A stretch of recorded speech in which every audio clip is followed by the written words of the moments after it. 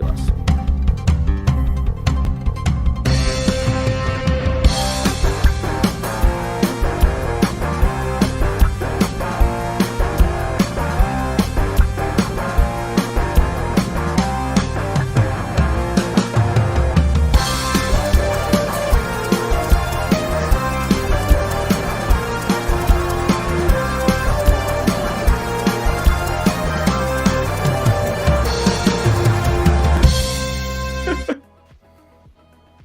Good evening, ladies and gentlemen, and welcome to Rokk Players. Another week, another show, and we have some lovely guests with us tonight, don't we, Martinez? Oh, we do. Yeah. Doragon, welcome to the show. Thank you for having me once again. It's a pleasure, as always. It's a pleasure to have you, man. And also, welcome back, Shoko. It's been a while. Good to have you back. Hey, guys. Thank you for having me. Thanks for the invite. Happy to be here. Awesome. So, guys, let's go around the table. What's up? What have you been up to since last I saw you? Well, I mean, Martinez is probably the shortest one. You go first, man. So me personally, we did have a little bit of a schedule change in our new show that's on the Rokk show. My Next Gem Gaming with Hezekiah. That's going to be changing from Tuesdays to Saturdays. So this Saturday coming up will be our next show. But yeah, we've been having a blast with that, coming up with some different ideas, working with Outright Games, which a lot in the community are now ambassadors. So that's pretty cool working with them. They're a great group of people to work with for sure. So that's been pretty fun. Besides that, we have been trying to get some gaming in just on Hezekiah's stream in general. So playing Ark usually.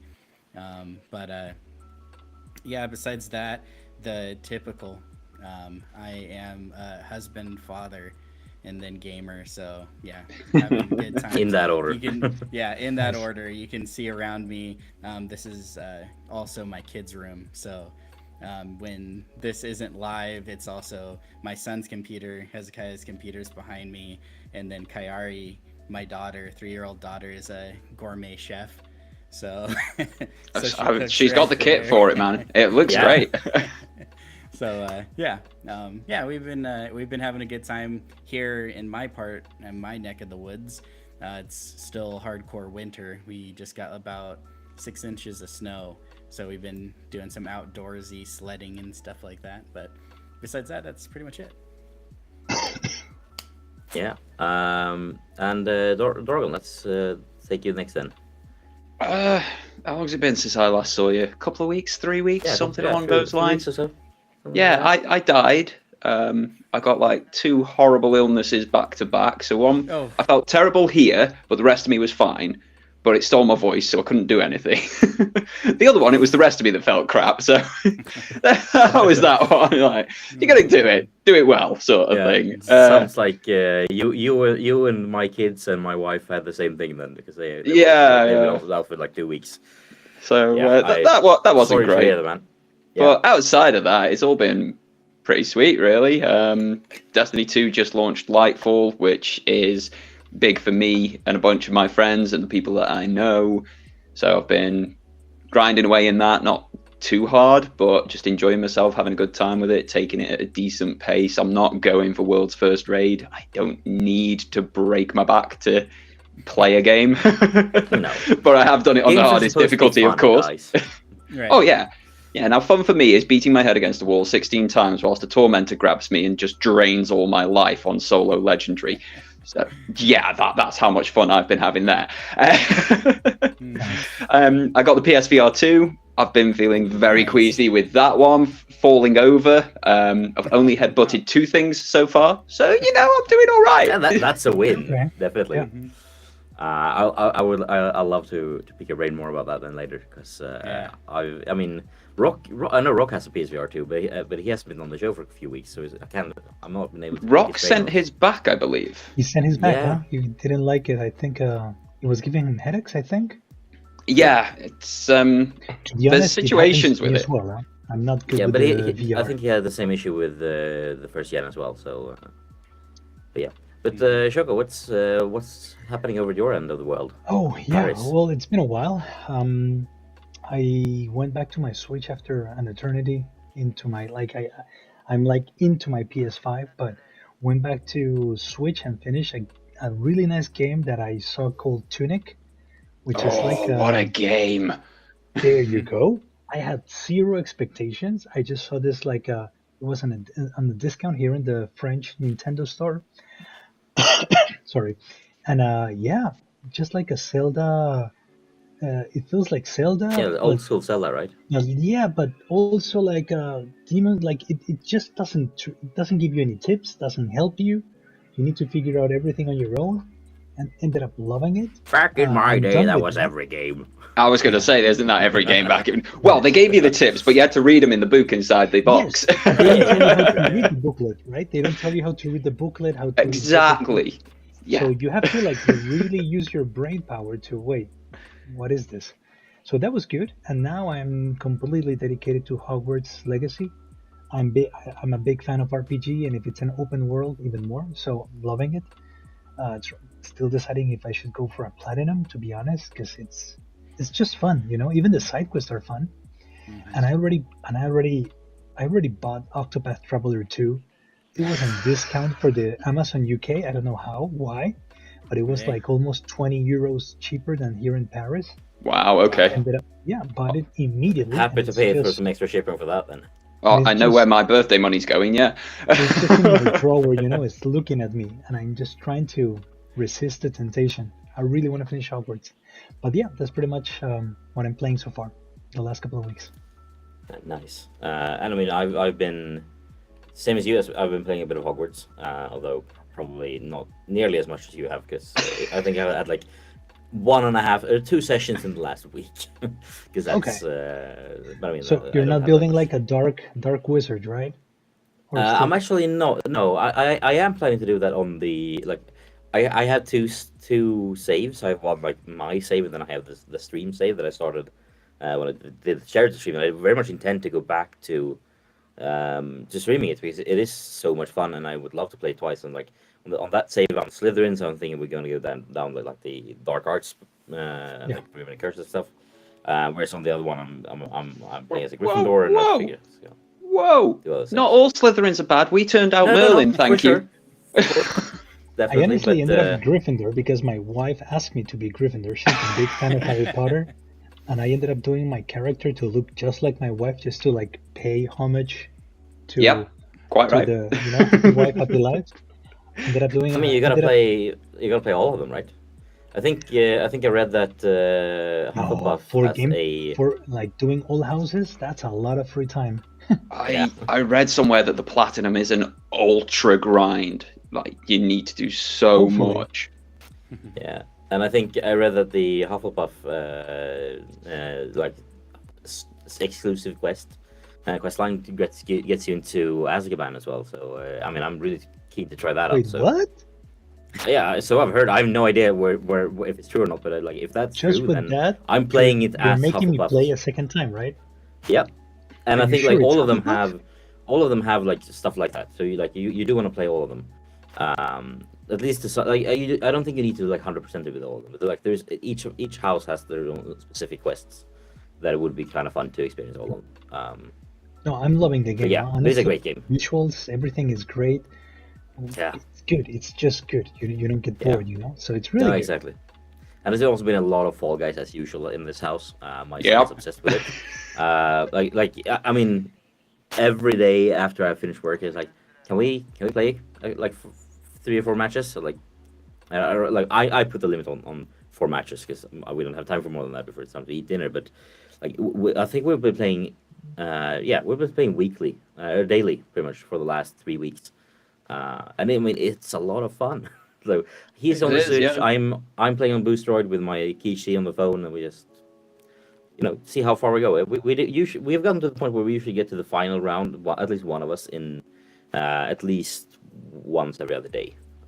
So That's good. He's still chasing his second crown, but and I'm still chasing I'm my still third. chasing my first, so you know he's doing man. way better than me. I got it Yeah. once, huh? I got it crowned Hezekiah's once. like a That's pro. it. He's like every few matches #1. So Oh wow, yeah, yeah. he's like a That's genius hardcore. with it. And I We're gonna just have to started get getting him the- on mouse and keyboard. Wow. And, Nice. Like teaching him on mouse and keyboard to play that way, and Hey, he's doing- already he's doing too really good. Do Yeah. not give him the tools that make him even better with a mouse and keyboard. No, definitely do so. I think we need that. But I definitely also I should also get then Hezekiah to teach my son how to play, and then my son can teach me how to play. Yeah. That would be cool, really fun. That's them but both I dads mean- looking terrible in comparison. Yeah. yeah. But I'm still at the point where I can feel like I'm slightly better than he is. Maybe, and like that's not he's played way more than I have, but I have 30 years of gaming behind me. Innate experience, yeah. Yeah. So, but I mean, he's quickly getting up to my level, and Yeah. he's already way in Mario Deluxe for the Mario Deluxe for the Wii, or for the Switch. He's already like 10 times better than I am. He completes levels, and I'm like, how do you do this? So yeah, it's having kids is fun, but it's really fun to see them get to the point where they're suddenly better than you in the games that you think you're good at. But there's also a small part of you that's like, I wish I was better than you here. Yeah, Hezekiah, he just started playing Battlefront 2. And so like I've been kind of holding him off from like shooters and stuff. He's still young, obviously. But like this one I'm like, it's Star Wars, all right, I'll let him in. Yeah, he has the Star Wars dad as well. So. Yeah. And so he's been playing it. The last gaming session I watched him play. He'll get up like early in the morning, right? And he wants to play before school. I come over, I'm watching from behind, and I'm just like, oh my goodness, this guy is amazing, I was like, I'm still like, just trying to shoot bodies or whatever, he's like headshotting and stuff. I'm just like, who is this?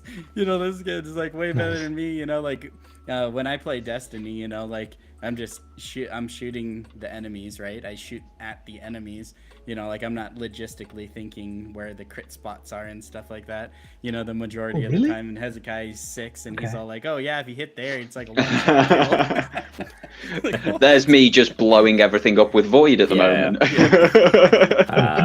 Just gonna say, shout out Meg, thank you for the raid and welcome. Welcome Meg and team. And yeah, no, Yes, I mean, but I have a little baby, to be honest, and I'm gonna make him a gamer. Already told my wife that it's gonna be part of the routine, and I have big expectations for my little baby boy. He's gonna be carrying me on Trials of Osiris, that's for sure. Yeah. He will get my respect when he takes me to Venus, to Mercury. So once that happens, there we go. When Hezekiah was born, I would stay up all night with Hezekiah, and my wife could get some sleep, right? And so I'd play like 8 hours of Destiny every single night. My son would just be on my chest, so he was like just soaking it all in, So when I loosed the reins on him to play Destiny, he's been born and bred into it. Literally, yeah. Yeah. Wow. I'm childless, so I've got the cat. That's about as far as it goes. She's not very good at gaming. Yet she plays really well with the laser, like that thing. You can't beat her. I have her running around the garden and everything. But yeah, she don't video game. No opposable thumbs is a bit of an issue. Yeah, I mean, you could probably get her to play Stray with you. She didn't like Stray. She ran away from Stray. She has a thing against other cats. There's there's a Fox game like this. I can't remember what it's called, but it's an ethereal Fox game on PlayStation Plus. I know which one you mean. But my fiance was playing it. Something of the North and what have you. My fiance was playing it, Spirit of the North. She just sat there watching this game for like 4 hours solid. She never sits still. This is a cat who has so much energy. She has permanent zoomies. And she just sat and watched this game. But Stray couldn't care less. Yeah, no, but it's kind of like that. but I mean, let's. We're already talking about life in general. So, like, how would you say? How do you make time for gaming in your life, and how has it changed over the years? Um, so, who? Jeez. I mean, Martinez, you've had the most time to think about this, so let's start with you. All right. Yeah. I mean, I kind of briefly mentioned it a little earlier, but I would say, obviously, I started really young playing games, as long as I could remember. And I really got into gaming with the Nintendo 64.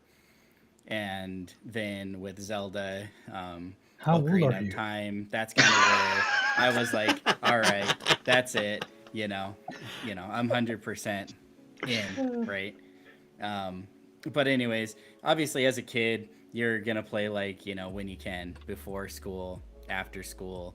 Your parents are gonna be like, "Did you do your homework?" "Yeah, I did." "You didn't do it," just so you can play.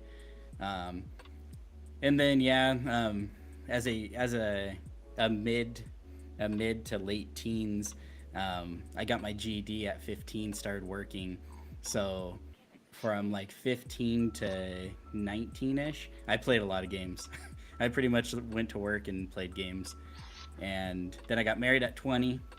That changed a little bit, obviously. You get Yeah. married, and if you don't marry a gamer, which my wife isn't, she plays games, but she's not like super into gaming. It's not a high on her priority list as a hobby. So that kind of slowed down. Obviously spending time with her doing things we both enjoy. That kind of slowed it down a little bit. And then you would think being a parent would slow it down even more, but like I mentioned, it actually kind of heightened it. So then I got back into gaming more because at least for like I don't know, I'd say probably the first like 6 to 9 months I was staying up all night just making sure the baby's good and everything and doing the night feedings and stuff like that. So I was playing a ton. I was back to like my 10 hour a day gaming. And that was awesome, and it was perfect because Destiny was out. So you have 3 characters, and it definitely is. There's always something to do. You can run the raid a couple of times. When they had like the normal and hard mode, so you could run them like 2 on each character. You're running it 6 times. Then if you have friends in the community, you're helping them out. So it's like there's always stuff to do. So yeah, I was playing a ton of Destiny during that time. Then once my kids got a little bit older, then they wanted to do, they weren't quite old enough to really play games yet. I got them the Switch. I got Hezekiah the Switch probably too early, but I was just like, this is gonna be perfect. You're gonna love this. He's like, doesn't even know what he's doing, right? So it's mostly Hey, it runs getting YouTube as myself well. the It's Switch. fine. Yeah, yeah. So it slowed down a little bit, I would say, because then obviously you're doing activities, learning activities, playing games with blocks and large Legos, things like that. And so I think that my gaming kind of slid quite a bit for a couple of years, I'd even say. And then once Hezekiah was old enough to start playing games, then now he wants to play games all the time. I want to play games all the time, so it's kind of like a match made in father-son gaming heaven.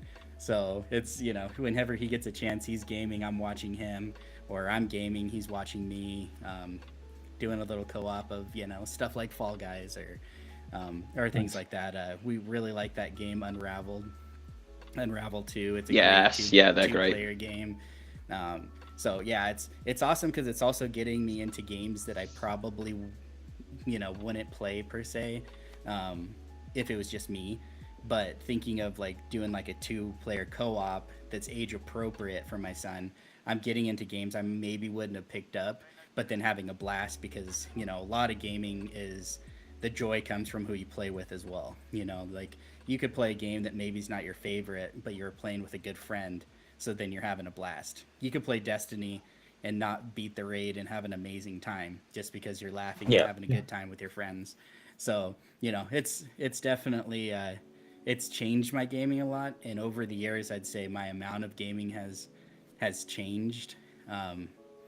But I think making time for gaming is is it's always going to be like a priorities thing. Your life at different moments is going to have different priorities. But I think if you're deep down a gamer, it's always going to be like a higher priority than some other things like sleep. And so you're going to make time to do it. Yeah, that'll be you are. right. So anyone want to go next?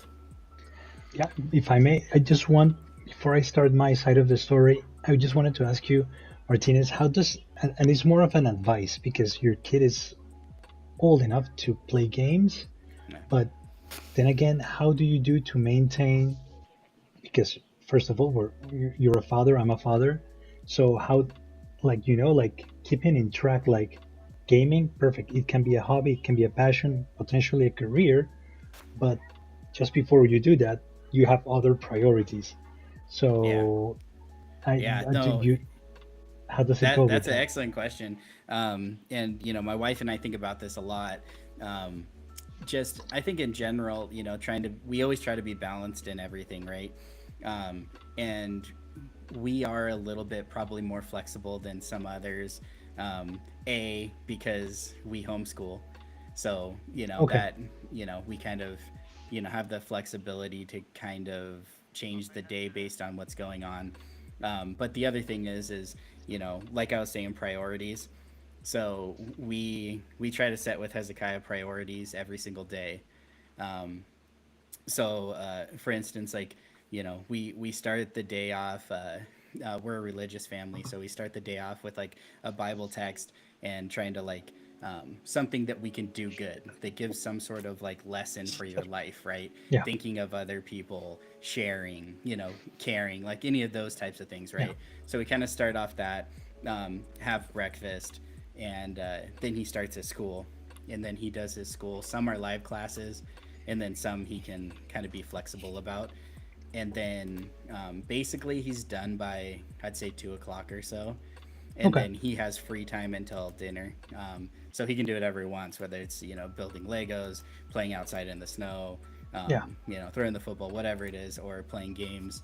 And then we have dinner, and then he has a certain amount of time after dinner before bed that he can kind of do whatever he wants, basically. And so as long as he is like doing all of his stuff, cleaning up, making sure everything's all good, we're super flexible on if he wants to play games or he wants to do whatever.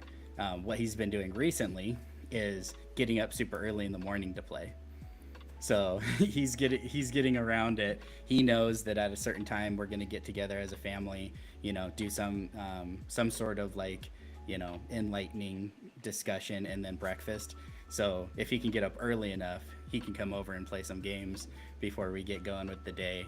But yeah, I think as long as you can make sure that there's boundaries, two, that there's priorities and they're getting the stuff done that they need to, I feel like it's a really good way that they can like in their head think, okay, as long as I'm getting all these things done, then I can have entertainment. So then every time that you're like, okay, we got to get this, I think kids love structure, so if they know at this time every single day we're going to do XYZ, then I think it's a lot easier for them. It's not irritating for them when you're like, all right, it's time for this. They're going to turn off their game and go, because then they also know that once everything's all done, they can go back and play again, so yeah, Hezekiah so far, he's been really good about that. Oh, that's great. I know once he probably gets in the teen years, it might be more difficult to tell him to turn off his game. But I will also say, the bonus 5-year-old, I'm already struggling with that. Yeah. The bonus of being a gamer dad is I understand what playing live is. Yeah. Some parents didn't. My parents didn't understand that. So Yeah, I could pause the game. I can't. I know you're in the middle of a match. When that match is over, like we got to get going or whatever. Yeah. Whereas my parents were like, boom, shutting off whatever I'm playing. Like, No save. How do I keep playing? I didn't write the password down. But guys, we have two more guests joining us. Welcome, Purple Haze. Thank you for having me. All right. Finally managed to get you on the show. Welcome. Hey, awesome. Hey, Doragon. How are Wave ya? my hand, but I can't. I'm in the middle. Yeah, don't try. Just wave the whole arm. I can go like that, but if I do Yeah. the other one, I'm going to be And also leaving the welcome show Vets, who's broken his arm but still can't stay away. You can't keep me down. I mean, even a broken arm can't keep me down. Ice, however, can. Yeah, I suppose. But guys, Ice.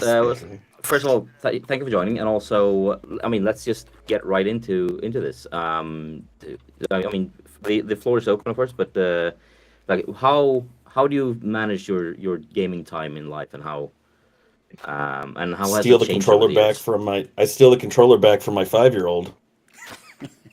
I got a PlayStation 5. I've already had to shove him out of the way so I can get access Is to that for me? kicking him off of YouTube. I'm so disappointed in this. Sure. Like, I can't play anything. Like open questions to both of you. So, Now I'll be quick. Oh. how about you? How's it changed? So how do I manage my? I only like for me, I only can game during certain time. So I think that's changed a lot. Like, or maybe not. So I used to. I just now contradicted myself, but growing up, like I was a pretty big time athlete, and so I used to either play sports, and if I didn't do that to kind of relax before a match or something, I would game. And I think I just replaced playing sports with like work. And That's a bad trade. Yeah, I must terrible. say. I mean, economically sound, but maybe fun-wise. Who won out on that trade? I traded that. So it's always been like this kind of very structured time that I have to give to gaming. And so yeah, so that's changed for the most part. I think Stadia was really bad for me just because it made it so easy to game. Yeah. Fortunately or unfortunately, I found out how valuable the Xbox Series S is by connecting to my computer monitor. So it's now become really easy to game on that, unless I have to download an update, and that's not fun.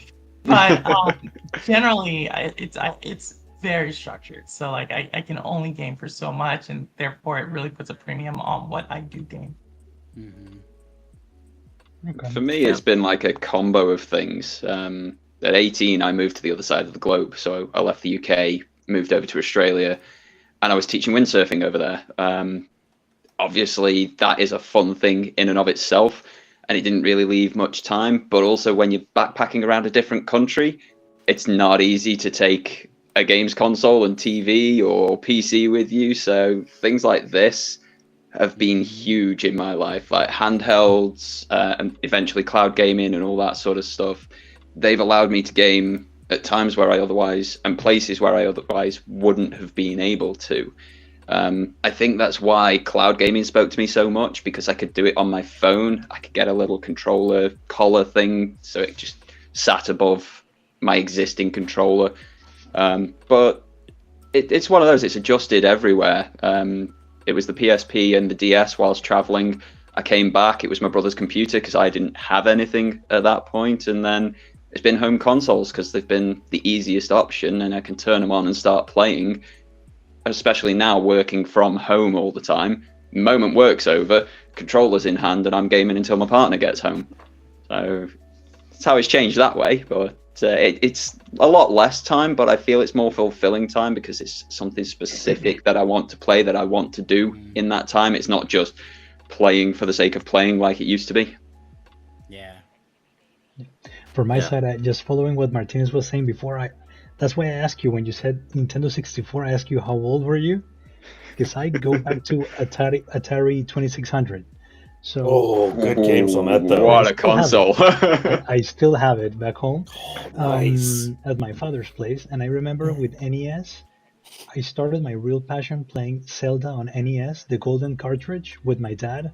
Ooh. There was no save card, so we had to take like a note and start drawing the map because Wow.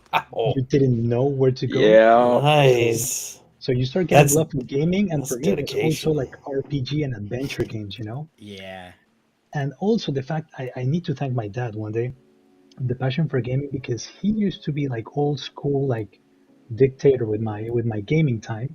He would hide the NES during school period make me Oh. wait till I would finish the year, and if I had good grades, he would let me play 1 hour per day.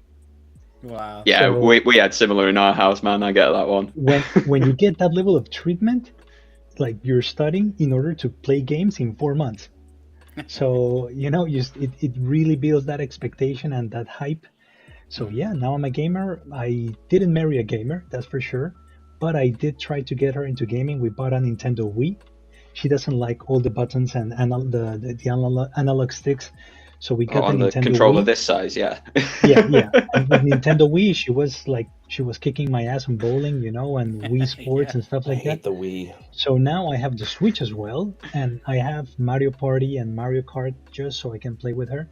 Yeah. It's the only thing I have as leverage to buy more consoles. Like, hey, I'm getting this.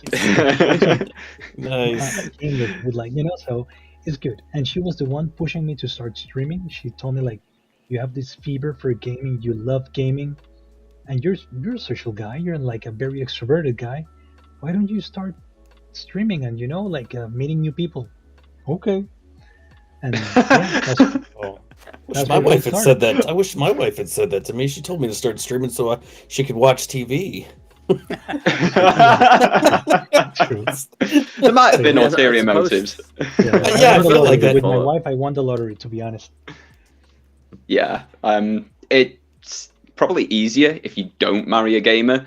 There are times where I go to play and the controller is already in the hand of my fiance, and it's just like, oh, True. okay, so you're playing today, are you? Okay, cool. I lost PlayStation privileges for 2 months while she was going through Ghost of Tsushima.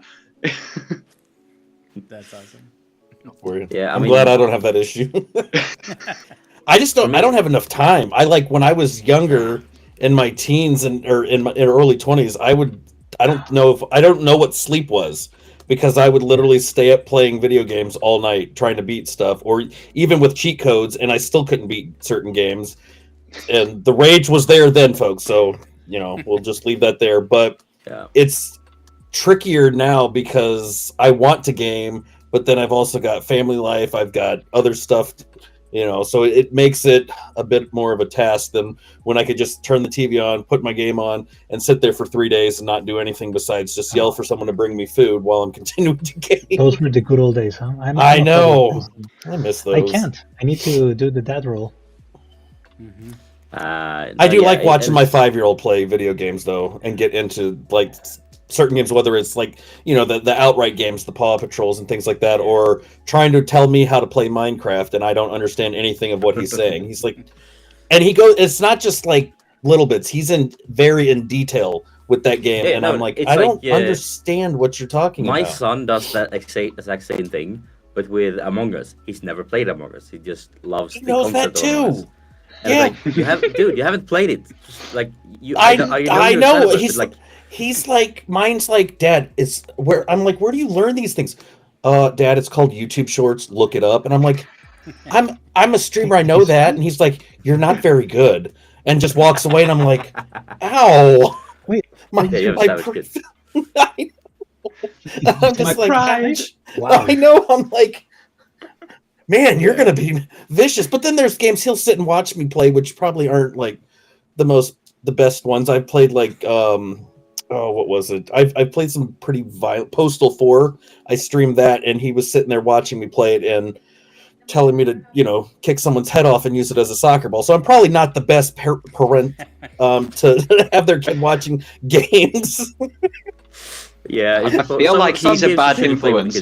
Yeah, I'm not a very good influence at setting rules or anything. So like, I meant your kid. Like, he's the one telling you to chop heads off and kick him down the street. I feel like he's the bad influence. Yeah. I know, and he's telling me I'm not very good, and he only likes certain streamers, and I'm not one of them. I was just like, ow. Oh, that's cold. It is. He prefers everyone else that I watch, but he won't watch my stuff, and I'm like, well, that's not cool, dude. Yeah, but I mean, it's It's fun though. it's probably because you're his dad. Yeah, but yeah. like also, I really this whole thing of your kids playing, and then like my son loves Mario. I really don't like Mario. Good thing my wife likes Mario because she plays. They've played. Rock, I will. Mario The Mario moment Bros. it's released, I will stream that. It's one of few games. My wife doesn't play a lot of games. She does play occasionally, and when she plays, she gets really into the games. So far, it's been, like the latest one has been Mario. She's so like just earlier today, like she picked up our son from school. They came home and she was like, "So should we play Mario?" And I was like, "Nah, I don't feel like doing it." And I was like, but I want to do it. Like, Mom, you could play on your own. And she's like, "But I want to play with you." So yeah, no, it is definitely. As game time changes when life changes, I suppose. Yeah. I remember Yeah. back in the day when I played, like I binge played Dragon Age 2 in one sitting, just because I loved Dragon Age 1. Lord, did how not long did care that take you? 20 something hours. I did. But I rushed through it. I didn't. The thing was, I loved Dragon Age 1. I did not care for In Dragon Age Bluey. 2 at all. But I did want these, the full story. So I want to just plow through the main quest, and then I can be done with that game forever. And yes, if anyone streams Bluey, I'm gonna let me know and I'm gonna join in because Bluey is the best thing on TV. As long as it better have multiplayer, like online multiplayer, like 4-player Bluey's online co-op. That would be Bluey- amazing. Oh man, Bluey. that'd be so awesome. Bluey, a Bluey game with that definitely. But I mean, just a Bluey game in general, I would love Yeah. that. But also, That'll if be- you just want to watch, if you guys haven't seen Bluey yet and want to do like I don't know this watch game. What along is it? stream, I'm gonna be there with you the entire. All right, I will set it up in my Discord, and we'll just stream do a Bluey marathon, I'm down. so we can I'm let down, everyone know. Like I will seriously, I saw a meme the other day with I think it was Dark Souls meme, and then they had Bluey 9.6 out of 10 on, and then Breaking Bad 9.5. I think this is Bjorn. I think this is funny. Like we're talking about Bluey, and Purple's just down there. Like, why did I join? As we're discussing. Sorry, Bluey gets me. Yeah, I mean, it's one of those things. Why aren't I at work? But I will say, because you said 20 some hours, the longest I ever played a game was in my 20s. It was on PlayStation 2, and it was Digimon Card Battle. Took me 3 days to beat that game with cheat codes, and it still took me that long. I've never played a game that long ever since then. I've just looked up Bluey and I'm none the wiser. Watch a full episode after this, and you'll be. Yeah, Fair play. the dad is literally the best part of the show. Mm-hmm. I mean, Okay. that's what I think. Oh, it's not a game. It's a series. Okay. Yeah, It's and serious. I think like Yeah, it's a another TV. thing- It's a cartoon. It's a Disney Yeah. kids Okay. 7 cartoon. minutes episode. Like is Rick and perfect. Morty style, Yeah. or No, like Peppa No, Pig. they're for, Very like- child friendly. It's on. Yeah. It's on a Disney- channel called CBBS over here, and Oh, I was just yeah. looking it up, but it's on 7 times tomorrow. I So think there it you was, go, like, Dork. You can watch it. It was the #1 show in Australia for a long time. Still is, I Yeah. think. Yeah, it might still be. And Wait, the what am I dad doing? on it, which Vet said's like the funniest. The cool thing about it is the person who created the show met that guy and said, "Hey, like you have a cool voice. Do you want to like voice act for a show I'm doing?" And he's like, "Sure, I guess." And so now, like this guy who's He's never a done musician any in voice Australia. acting. Yeah, Fantastic. the voice of the show is amazing. Oh, okay. Yeah, I mean, Sorry, Natalie Raven. Portman will reach out like, "Can I please guest star in one season, in one episode?" So, yeah, it's a big deal. But let's It's a big deal. let's ride it back to gaming. Thanks a lot, Rock. We've been completely derailed onto children's Yeah, that television was- here. Yeah, Next I mean, up, if you- Scooby Doo. It was happening. Yeah, I played those video games when too. someone mentions Bluey to me. Yeah. So, like, how, would you say, like, are you happy with the way your game time works these days? I am. It's all In about balance with my communication. life, If you have a yes. family, if you have, I'm married and I have a little baby, so as long as communication is clear, I know Tuesdays and Thursday. I'm in Paris. I'm in France, so I know my wife knows that Tuesdays and Thursdays, it's me time. The TV is for me. She needs to stay away from my PS5, and especially keep the baby away, because the baby won't let me he won't let me stream. So yeah, Oh man. we set up some rules and it's working perfectly fine now. Yeah, it works for the life I lead. I wish I could get more, but isn't that always the case with things that we enjoy? Yeah, Yeah. it is. Yeah, I think Yeah. like overall I am too, and I definitely get to play a lot more now that Hezekiah's older. But I will say, there is still like the games I want to play that I don't let Hezekiah watch that Vet lets us watch. And so like when I do The non-vet that- approved games. Yeah. So when I There's do a time do to play that- Postal, and it's not when your kids are around. Yeah. That's going to be the thing now. Everyone's going to be like, all right, this isn't a vet approved game. Get your kids away. And so there's less of that time now. Like I think that's probably the biggest difference, and so that's what pushes my staying up till like 1-2 o'clock in the morning. Because I Stay up really past want to play 10. like certain ones or whatever. And I'm with but you, yeah, Vet. that is 10 a bad o'clock thing rolls round. I'm done. Yeah, well, yeah, that's the bad thing I will say is we're not super good at like bedtime for the kids. So like when everything's said and done, they probably stay up a lot later than most kids do. I hear some people are like, "Oh, my kids are sleeping by like 7:30 or 8," and I was like, "My kids are Mine like was. finishing dinner at that time, and they're gonna stay up till like 10." And then, I'm in the case like in the realm of I put my kids to bed at like 7:30 to 8. Oh but man, then, like I but would then play so much more games if I could. then it's then I do then it's doing shorts around the house, and then it's either binging some TV show until like 1 or 2 a.m. or playing games until 1 or 2 a.m. or doing something or just catching up on laundry or something. So like I go to bed at like usually around 1. Bad idea, and then up at 6 because my kids pick me up at 6 or 7. And then back at it again. It's not my kids' fault. It's my own fault. I'm a night kind of guy, and my wife is too, which is a bad combo. But Yeah. Purple. How about you? Do you feel like you're happy with the amount of gaming you get in? Would you like to game more or less? Nah, it's a good balance. So I think I mean, obviously, would love to keep stories going on, but I mean, it's priorities, and I think it's the right balance for the priority I put towards gaming. Yeah, no, I feel like I'm in similar realm as Martinez. I do play, like I get a lot of gaming done but it's a lot of games that my kids want to play. It's a lot of Fall Guys with my kids, not a lot of Hogwarts for myself. But there is every night, once or twice a week, I get some me time in with gaming my games. I mean, would I like to play more of my games? Sure, but is it reasonable for me to do so? No.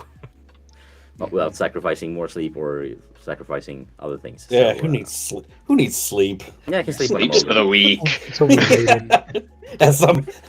I'm the one in bed by 10, or try to be. I'm right there with you, man. But yeah, it's good saying. As long as it's other people not sleeping. As long as if I'm not playing a game, if I'm playing a game, then it's hard to like turn the gamer part of me in my brain off so I can go to bed. But if I'm not, then I could probably go to bed at like 9 or 8. I could probably be asleep by 8 like old people. Rokk. I don't know what I'm guessing you're in bed, but well, I don't know. 5 p.m., 6 p.m. tops. Rokk No, play, though. it's way too early. Yeah, it's already 8:47 and he's still up. Woo! When this show's on, he stays up a little bit later. This is his one night a week. Makes up for it You wouldn't Saturday by going to bed earlier. But seriously though, you guys wouldn't believe the amount of times I've like received sent a weird DM to Rokk around 1 or 2 a.m. his time, and he's like, yeah, he's awake and like playing games or watching some stream or something like. Yeah. I'm not awake, but I'm awake. Why are you awake? How does he he's look worse than I am. perpetually well rested, staying up to those times? No idea. I'm gonna say He's some also sort up of at, like, magic. 6. Yeah. Yeah, it's got to be some sort of magic. Yeah. And then he'll go to work the next day, doing all of his business, as he says. I don't, no idea what, but his business. And then he'll come in with that silky smooth voice at 5 p.m. our time, and I'm like, I now have a newfound respect for the man. Teach me your skincare routine, dude. Yeah, we need a show a with video call with me had to have been like 4 o'clock his time, and I was like, weren't you just up like at 2? Yeah, He's a machine, that man. I'm already tired just hearing his schedule. Yeah. But guys, what do you feel? Should we jump into some news? Because there's a bunch of stuff happening this week. Is there? Is there news? Yeah. No, I'm just kidding. There's a lot of news. Let's see here. No, that's not the right one. Oh, we got. There we go. There we go. I mean, we can. I guess if we're gonna have it up close on Doragon, that's cool. Yeah, we should also. We could always do that. Hang on. Hang on. Maybe this. I'm ready for my close-up, darling. No, that was. Ooh, nice pores. There you go. But no, let's. Before we go into this one, actually, I do want to tease something because I did get some. Hear some rumblings that I mean, Booster, they've announced that they're having 5 new games dropping on the service. They did also whisper I've heard whisper in me that they have some big news dropping tomorrow. So I'm not allowed to say what it is, even though I know what it is. But definitely keep an eye on their social channels for tomorrow. It's I mean it's some cool, fun, cool stuff coming from them tomorrow. And I'm guessing you also know what it is, Veta, and I'm also guessing you're not allowed to say it. Yep. Yes. Yep. So as someone who is not on the inside, does not know anything, I imagine they're rolling out a new tier with improved graphics and services and mod cons and all that sort of stuff. That would be the gambler's choice, I feel. I mean, I'm not allowed to say either yes or no. Your smile might be giving it away. I don't know anything. I don't know anything. Yeah, I don't know. I know what you're talking about. So, got a broken arm. Let's do the GFN and like the usual stuff towards the end of it, because we have more fun stuff to talk about. I think before we get into the usual stuff. It's that's also fun, of course. But anyone excited for June 11th now? That that Xbox will have their next game showcase there. And we're gonna as long as it's not the same as the last one, yes. But can we have a much more focused event, please, Xbox? I enjoyed you delivering directly to us, but 10 minutes talking about the dirt on the cars in Forza is not the way to sell something to people. You know what? That sold the game to me. I like looking at the little particles of dirt and finding out how that was done after I woke up from being bored to sleep. I've been playing GT7 in VR. I can literally turn my head to look at the car I'm passing, and I can't see the reflections or the dirt. I am closer than anybody who's just got it up on a 4K screen. It doesn't change the game.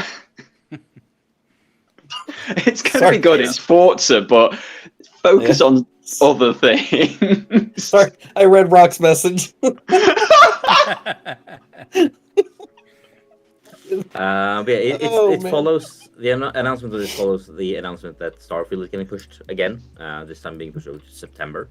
Along with that, they said that they're going to do a Starfield Direct following the Xbox Games Showcase on Sunday, June 11th. And everyone was like, "You're gonna have that? Okay, cool. Now we know that. More info, always nice." So yeah, that's something to be. I feel like I'm just getting used to hearing Starfield delay. Like those two, the two words just go together now at this point. How many times have they delayed it at this point?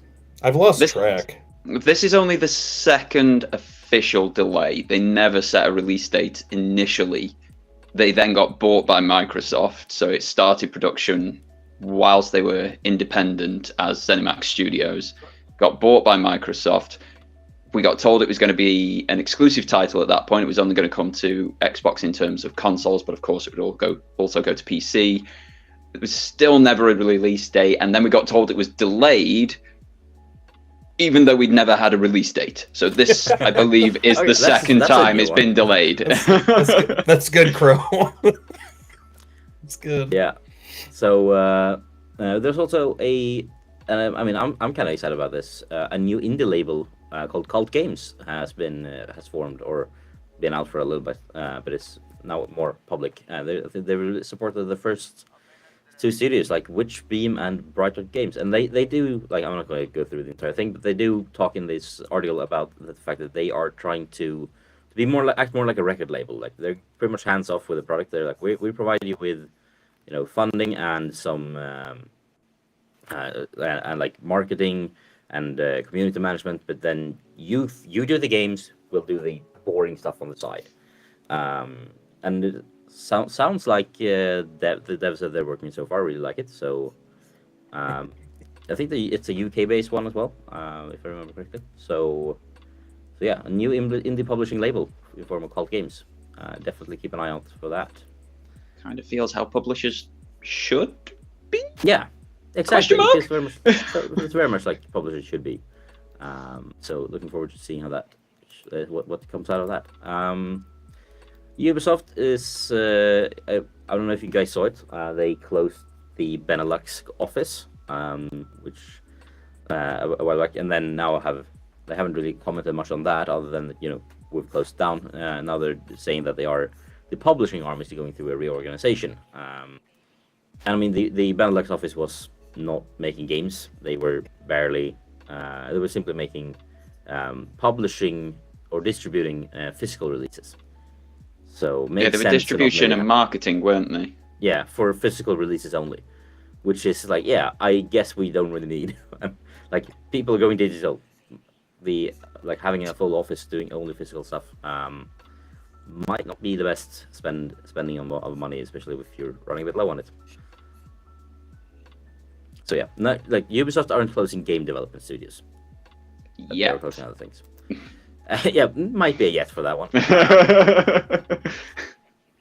Hopefully not. I do like Ubisoft. Also, an Austrian court ruled that FIFA's loot boxes violate gambling laws. So, congrats EA, you have a fun one on your hands. And it's actually Sony involved in this, because due to the fact that the people who has sued the FIFA games for this, they've made the purchase through on PlayStation, and therefore it's actually Sony being sued here, not EA. And what do you guys think about the possible takeover of Ubisoft?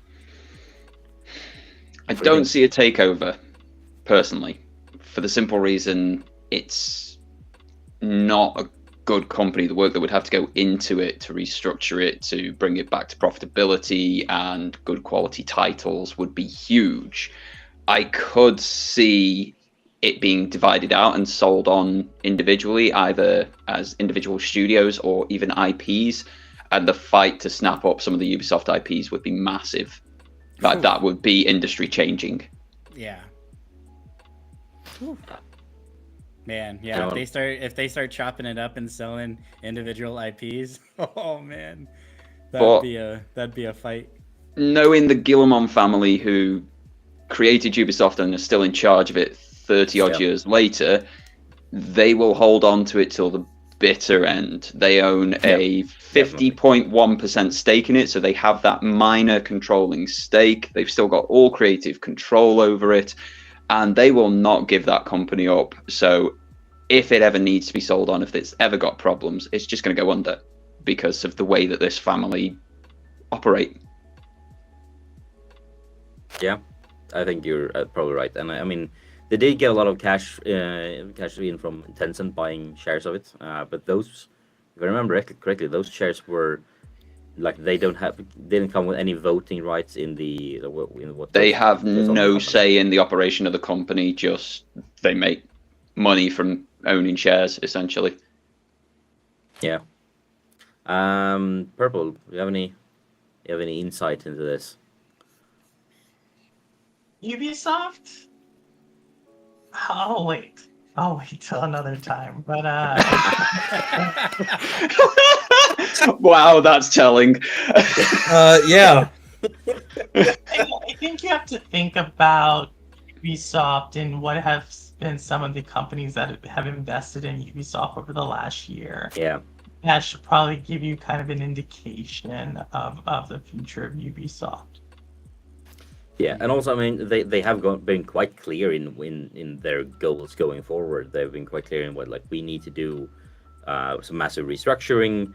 They've had new people coming on in like leadership roles in terms of the creative vision, and being like we're gonna focus on. I mean, this might all fail, of course, but they're going to try to focus on making one game for the fan, like one Assassin's Creed for the fans of like the old school Assassin's Creed, another one for the fans of the new style of Assassin's Creed, another one for the multiplayer fans, and like try to make smaller, like not 500-hour games, but maybe like 50 to 100-hour games for specific audiences instead. And then maybe not having like 16 studios working together on a single game. Like these Does are all things anybody they try to remember get when they could do that in a fixed. single game though, and called it Assassin's Creed Brotherhood? Yeah, but they're now like, I think it's like that wasn't a like that was more of like that is one style of game. Then if you then compare that to like Odyssey or Origins or Valhalla, it's like completely different style of game. Yeah. Yeah, if And you're talking they, styles, like, yeah. Yeah, and there are like fans of both styles. There are also a lot of cross-pollination between them, but like the idea is to make games instead of making one game and try to appeal to everyone, try to make two games and appeal to two different groups. And they did mention that like they have a goal that in 2030 the franchises of Assassin's Creed, Tom Clancy, and Far Cry is going to bring in $2 billion in revenue yearly, which is, I mean, that is pretty close to what Ubisoft has in revenue now. So, I mean, if they succeed, I would say like they have a vision of where they want to go. They have a path to get there. If they succeed, then cool, fun for them. Very very happy Guillemot family. But if they don't succeed, I don't think they will sell, as you say, Doragon. At least Depends on the power that Tencent can bring, of course. Yeah. Yeah, but also I think that might, I think, just Tencent censoring their games and releasing them for, in China, and the new mobile game that they mobile Assassin's Creed being released in China and being set in ancient China. I mean, that might change things around. Might be a lot of that money might go to Tencent, but Ubisoft will probably be happier for it in the end. But yeah, just a side note, by the way, YouTube's profanity rules, they're softening. So congratulations, Vet. Sweet. It worked. I knew it would pay off. Thanks, Exactly. Bleep, for that. I know the House of Vets is successful in something. Now, if I can just get them to adjust the music rules, that and then we'll be good. Yeah, Oh wait, they already have. No, you're right. They did that. If you looked at some of my YouTube videos that I did before I decided that it would be fun to break my arm, I had people asking how I was able to get like this Valhalla song playing in my intro for a 4-minute song playing, and I had two country singers doing like Pitbull and I think it was Trace Atkins or somebody singing in the Be Right Back and then in my outro, and I said, well, that's just because I just share the revenue with them. I know I'm like that. Reality, it was just YouTube's allowing me to share revenue. Yep. I wish I knew all of them and I could just use that as the excuse. That would be great, but I kind of shot myself just by blowing at my cover there. Scrap that. We'll fix that in editing. YouTube is trying to improve it, which is always. It's good to see. It's good to see them trying to yeah. shake things up a little bit. Is anyone else other than me, by the way, a fan of Paradox games? Which ones I are don't know. they? Sorry. What do they have? Like City Skylines. The building games. Yeah. I have City never played. Kings. You realize I've never played City Skylines. Is it similar to SimCity? Yes, it's basically. Okay, so I probably won't be any good at it because I built SimCity, but then because I got it said that you could, cause natural disasters. I became God, and then I destroyed my entire city, and I didn't want to build it again. I mean, yeah, typical it's vet. actually a funny story. Like how, because City Skylines. I mean, City Skylines 1. They announced that they'd had, I think it was wasn't it like 23 billion players over time? Over 5.5 million new players in 2022 alone. So it's still a massive success. It's been out for 8 years. The thing is, it released right around the same time as the last SimCity, which was not very much of a critic. No, that Quite got horrible. But it was essentially the devs of Citizen Motion, which was like a traffic and public transport simulator game, who was like, we could probably do a SimCity style game. Let's give it a try. And then Paradox was like, yeah, we can. Like, they got the demo, loved it, funded it, and I think it's sold. Like they basically did what SimCity should have, like the last SimCity should have done. They did. Yeah. And then like there was even a quote this week from one of the devs of that SimCity who was like, "I'm just happy someone took all the good ideas that was in that genre and did something with it, because EA basically told us we're done with SimCity." I think they were trying to make it like the last SimCity looked like they were trying to merge SimCity and The Sims and try to create like some weird offspring that failed miserably. It didn't help that the last one had to be permanently online, which in an era where a lot of people had at best ADSL broadband running at like 6 megaseconds. What's that? Wasn't good. Yeah, no. But Paradox had a big event actually. Like, it was weirdly presented by Xbox, and then down the bottom it says like partners GeForce Now. But they did announce not only City Skylines 2 coming this year, and I think they also, if I understood the announcements correctly, all of these games in this list are coming day one on Game Pass. I think because Game Pass is listed as a platform for the game, so. Paradox must get some sweet money from Microsoft for that. Well, these days Microsoft's handing money out to everyone. Yeah, but City Skylines 2 has been announced coming later this year, and that's gonna be awesome. It's gonna be great. So the SimCity era lives on. The devs of the Shadowrun trilogy and BattleTech, Harebrained Schemes, they are bringing an all new game set in an alternate 90s 30s where you basically it's like Indiana Jones meet XCOM. Interesting. I might try it. Looked really cool, and it's like a real-time infiltration mixed with turn-based tactical combat and a character-driven story of adventure and intrigue. And then obviously when there was usual, things with EU4, Solaris, Crusader Kings getting some more content. But then I think the biggest one for me, they are actually, once again, Paradox is going after EA.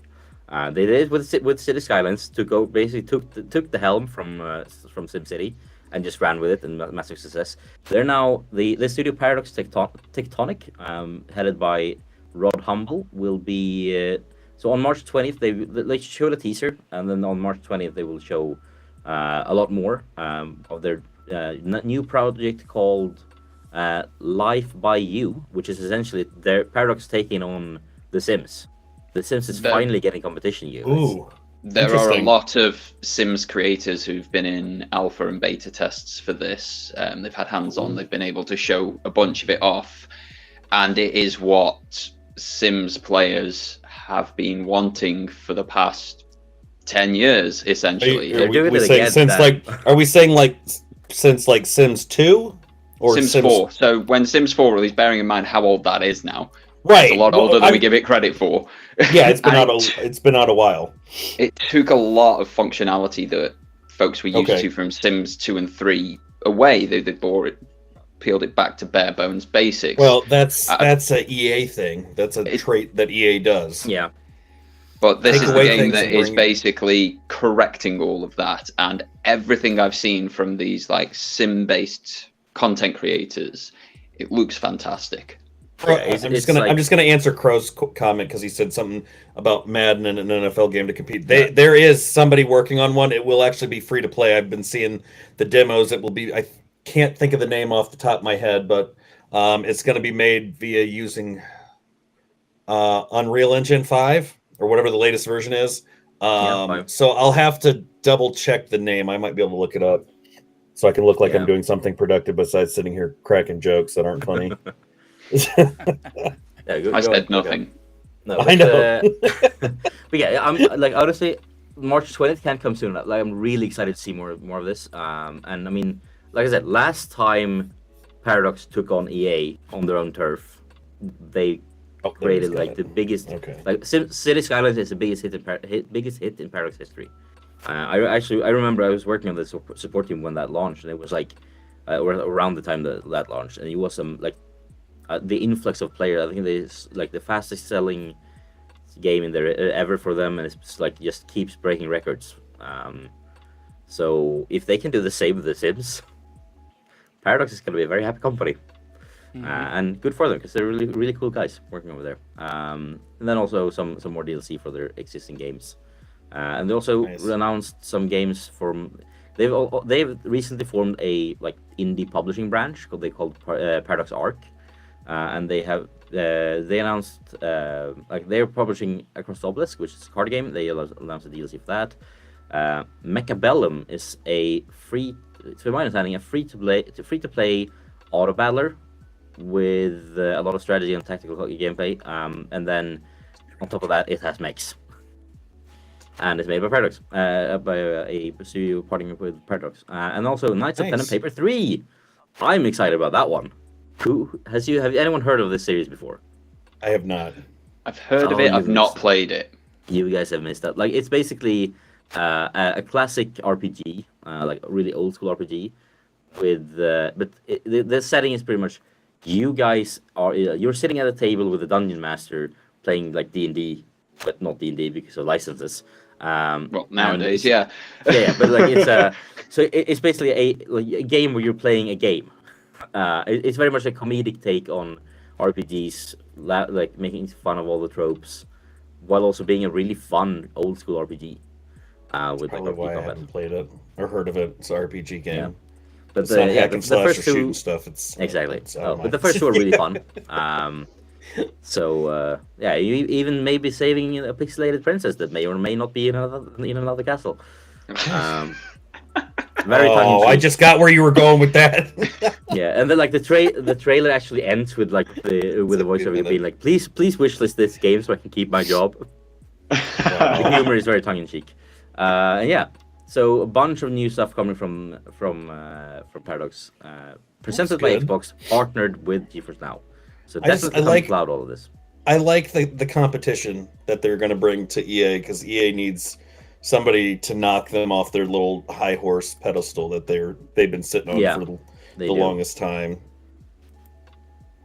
And it's good to see other companies are finally surpassing EA because the lack of competition that EA has means that their games are just an updated roster version, or update this, or they slap something new that they've already had in one of their older games and said, hey, look, we created something new. In reality, they haven't done anything. They just added an old feature from an older version that they are claiming is new. Yeah. Also, I mean, you guys have probably seen it. Stadia's shutdown apparently also killed off the white label game streaming service. Yeah, I saw Which is Google. unfortunate. Google's been in the news. I thought that would be. I thought and hoped that would still be a thing, so that maybe we could get like a Ubisoft white label service or something. But apparently, It doesn't surprise me because the people behind that are a bunch of idiots. I mean, let's be real. The people that told Stadia to shut down Stadia don't know anything about the gaming industry. So they killed this. I saw there was other news with regards to Google and cloud stuff, which I think that's just going to be another disastrous thing that they're going to do that's going to fail within a year or two. I don't have any faith in Google messing around with anything that's gaming related. And I know there's people out there like, well, but what if they brought Stadia back? It's going to be another disaster. They are a hardware, software, AI, search engine company. They are not a gaming company. They never will be, no matter how much they want to think that that's an easy way to get some fast cash. Yeah, maybe. Anyone else surprised by this or sad by it? Unfortunately, unsurprised. It does make sense from a business perspective. I read another article today that went on about Google's profitability, and if you take out their search engine and YouTube, they are bleeding cash left, right, and center. So it doesn't surprise me that when Stadia was killed off, the white label side of it was killed off as well. If it's not making money, if it's expensive to run, people aren't utilizing it, whatever the case may be, it's completely unsurprising, and it's a sensible business decision. It doesn't make it any easier to digest as an individual, as a customer, but it is a sensible business decision, and put in the same position, I'd probably have done the same thing. Yeah, completely agree. Completely. And now with ChatGPT, they do need to focus all their efforts and resources on that battle, at least from the search engine point of view. I don't know. ChatGPT keeps lying to people. I think they're all right for a while. But still, look at the popularity. Look at it's a trend. It's eating Google alive, huh? Purple is. What do you think? I think that what's missed in here around like where is the bigger news coming out of Google in gaming, in cloud, right? Like this is a brief conversation that was had in addition to a larger conversation with a lot of that stuff. And so if we think about what Stadia was, and we think about the marketplace for cloud consoles, there are companies that already do it better, right? I think someone mentioned on the call recently, like Ubisoft, and Ubisoft is already partnered with a cloud provider that a lot of people don't know that, like who that is. It's not a Western company, and so I think the move, like when we think about Stadia and what that was, most likely those servers are actually still probably being utilized somewhere else at Google. Like Within Google Cloud, definitely. Like probably was a very like certain design for it, but I'm not sure if the money's even there, right? I think I've been on record saying I don't think cloud gaming is profitable for any company, right, except for Nintendo. And so I think if you can figure out where on that value chain it's the profitability for a company like Google, that's where they're focusing. So it makes sense. But yeah, gaming just moved away from what Stadia was, and that happens a lot. Every game company has their losses, so this is one of them. But to Doragon's thing, I think that's another one. Yeah, the Vita. Yeah. Loved it. Google. People don't realize that Google is actually one of the biggest game companies. We always miss that. Yeah, Android. Yeah, well, and browser based as well.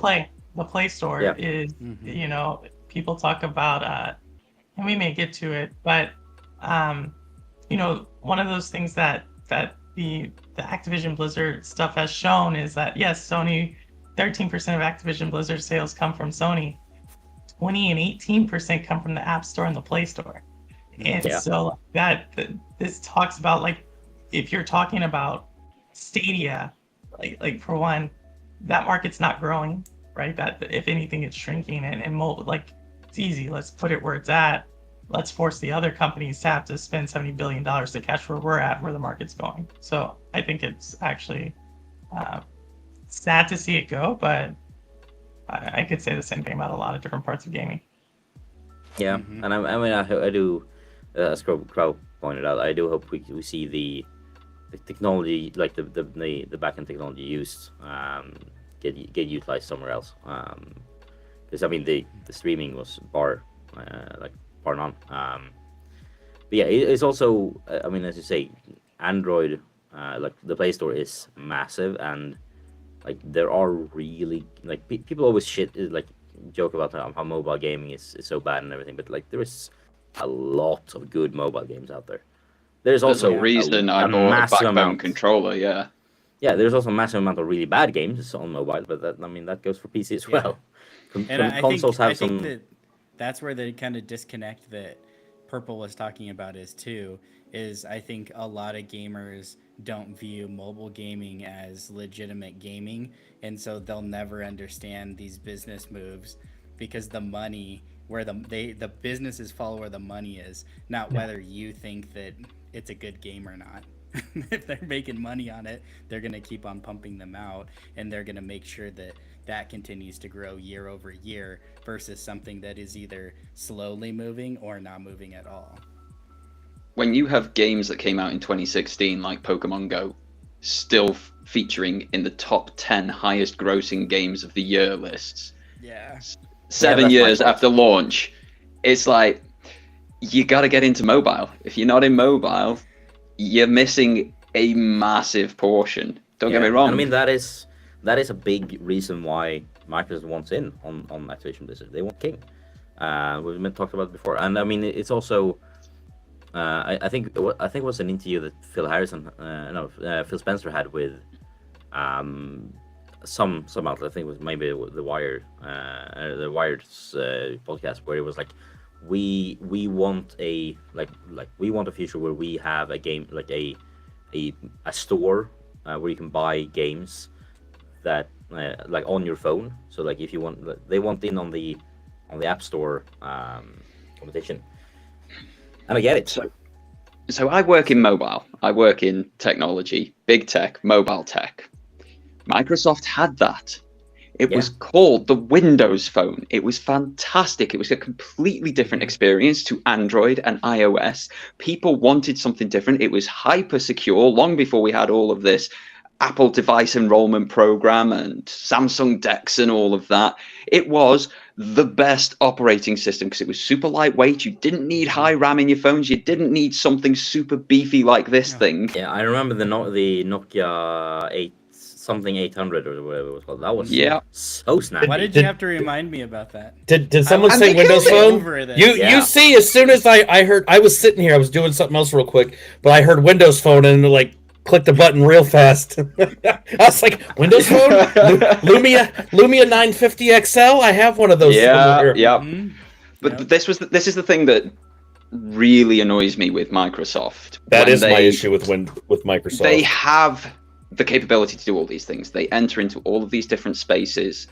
And similar to what Google have done, really annoys me with them, is they'll quit before a point that they've made something work. It's weird that Google stuck Android out. It's very weird that Google stuck Android out because it was an utter failure for 5 years. Given their track record with like Google Music, Google Plus, was that there? Google One, whatever Plus. It was, their social media. Google Plus, that was failure. They cancelled them really quickly. The At the same Nexus. time, a lot of these things. The Nexus phones. I mean, all of these things that all of I mentioned from Google's side, except Stadia so far, is things that we've seen go into other things later, like other things. Like, but yes, we lost Google Play Music, but we did get YouTube Music. Is it better? Arguably No. not. But at the same time, it makes a lot more sense for Google to like, we have the music streaming. Let's bring it into YouTube because it makes more sense. Oh, and you get it as part of your YouTube Premium, so no ads anywhere, and the biggest music library. Let's not forget they also had YouTube Gaming, which was a separate thing, and then they thought it would be smart to just merge it and shove it. YouTube, but bury it at the very bottom where no one will see it because they don't. They thought that wasn't going to be a thing. Now they're bringing it either. back up again. So. Yep. Yeah. Well, that's the logic behind Google. That's why I don't put faith in anything they do. I think I've got a Pixel Slate around here that I was gonna. Oh wait, that's right. I couldn't get one because they scrapped that tablet. Oh. Yeah, but Pixel Tab's coming out this year, mate. Yeah, that'll be an utter disaster. But at the same time, the Pixel phones are amazing. So they're phenomenal. If anybody asks me about phones to buy, Rudigs I'm did team this. iPhone. Like Rudigs came to me, he said what his most important aspect of a phone was, and because of what he does in the building industry, the camera has to be top notch. So like, no question, buy a Pixel. Don't buy anything else. If you want the best pictures, you buy a Pixel. If you want the best video, you buy an iPhone. If you want the best in between, you buy a Samsung. No, it's this one. Come on, purple. No. They even have a purple iPhone. Come on. I feel bad here having this spider-eyed monstrosity. Just get a Lumia 950 XL and figure a way to get that thing to run, man. Man, remember that? Just like the tiles. Oh, it was just. You mean the stuff that they do now in Windows, right? All those features. Tiles on Android, right? Yeah, with a launcher over the top. It's not the same, though. No, but like, didn't Microsoft actually make a Microsoft launcher for Android? Where you could they did. There's a Windows launcher. Kind of nice. You know what it was, but everybody was. That was at a time that everybody was hopping on the launchers. Even Facebook had their own launcher and thought that everyone would want. Everybody thought that Facebook was like, oh, everybody will use our launcher, because it's super safe and it doesn't steal your info from your phone. Wow. Yeah, no. I mean, I remember when. I used to work at Carphone Warehouse. Ew! Did Jim just talk about Samsung? Gross. Gem, there is no bloatware. They have partnered directly with Google. They are the Android flagship, so the bloatware's gone, and it's been gone for about 5 years now. Yeah. So Pixel or Samsung is usually a good idea. But yeah, let's. But yeah, I mean, Microsoft had that. They killed it off 10 years ago. Silly fools. Yeah. Yeah, but now they went back in, and I think like honestly the like I'm a big fan of how they've done worked with touch controls for xCloud. I think that might be like that if they can combine that with a like an Xbox store where you can, like, you buy a game, you can play it, stream it to your phone with that's Microsoft. That's what the Microsoft store is now. Yeah, that's the goal for it. They literally have it's weird if you look at on mobile, then they're set. Well, and if you look at all of what they're doing, it's almost like they're trying to resurrect it. Like they see nobody cared for the Surface phone, and it wasn't that it was the Surface phone. It was the fact that it was a Microsoft phone with Android on it. That's why it failed. Besides, it was completely out of date by the time they released it. If it had Windows on it, it would have been a huge success, I think. And I could see them come back at some point and jump into the market and be successful way more than they were the last time. Okay. Yep. Sorry, guys. Yeah, if I may. Think what's it called? The Duo, right? The phone. Yeah, that thing is garbage. They tried to mix the two. It was too expensive. There was just it kind of blew my mind when they're like, okay, we did something really cool. Now let's charge double the price that it should be, try something completely new, and then put Android in it. Yeah. But Choco, you need to drop, so yes, I need to drop, guys. You have the floor. It was a pleasure to see you guys. It was a pleasure as well to share with you. It's a great forum, a great audience. I've been looking at the comments on chat, and everything is great. So thank you for having me. I do need to go. Yeah, thank you for joining us, Choco. And take care, guys. Stay safe, and see you next time. Yeah, see you next time. Hi, Choco. Also, don't forget to check out Choco over Twitch. He streams on there regularly. Everyone's invited. Thank you, guys. Take care. Bye bye. So the Microsoft acquisition is ongoing, of course, as we all know. Aren't anyone else getting tired of the Yeah, I feel like they should just tweet something out or post an article that just says, "Look, we're just going to delay this." Just add it in with anything else that if it's Xbox related, just delay it. I mean, you guys are good at delaying things. I mean, Starfield got delayed. The Activision deal got delayed again. People are there's always something else that comes up. And it's just something to drag it out more. At this point, I don't even bother listening to it anymore because I'm just tired of it. It's nothing really new has changed. It's Microsoft said this, Sony said that. Well, we'll do this and we'll do that, and it's the same. It's just back and forth. It's like I'm listening to little kids at the playground arguing over something. The thing that annoyed me most personally was when they turned around and told the governing body here in the UK that, oh, you don't know what you're on about, just listen to us.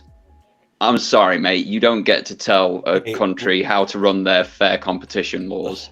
Look, you need to accept what Doragon, they're saying. I will be the voice of the people. That's an American thing. Just throwing that out there. that's an American thing, and Microsoft doesn't know what they're doing. Obviously, that doesn't float over here. Well, you know what? It doesn't work very well over here either. So don't feel bad. Let's be real. Yeah, the British are happy with their subjects to rise up against them. I don't know anything about that. But no, yeah. So there's, another update on the story. We have Xbox have given their responses to the CMA. And Sony has of course commented on it. And I think the big one, is that we're probably not going to get much further until all the regulators have looked at all of the juicy stuff that Sony will have to air out into the public for Microsoft lawyers to enjoy. So we'll get so fun. More. Yeah, it's gonna be. I think the big stories are yet to come, but it's moving ever so much forward. Yeah, we also have some new games coming to. Speaking of Microsoft, coming to Game Pass. Cloud gamers can enjoy Guilty Gear, Civilization 6, Dead Space 2 and 3. Sorry, got excited. Civilization. Yeah. So got excited obviously, for that. Vet is excited for Civilization. Yes. How about you guys? Any like, which of these games are you most looking forward to? I've played Wow. Dead Space 2 and 3 to death. 3 was awful.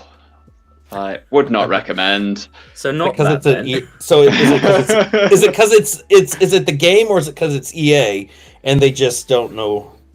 It was the game. It completely Okay, so changed it was- the tone and style of the series Oh, with that's no sad. need to. I don't like when publishers do that, when you've got a winning formula and you just change it for the sake of changing it. You mean Rather like than- Civilization, right? The winning formulation for the last 6 versions. Yeah, it works. Just make it prettier and add new bits of history and you're sorted. Yeah, exactly. They just add new rulers and you're good to go. Guilty Gear's decent, not my cup of tea. I might check out Valheim. It was huge a couple of Yeah, years Valheim back. is It's pretty barren now, as far as I'm aware. I don't know. Let's take a look. I don't think it's that barren actually. It still Oh, has okay. a lot of big following.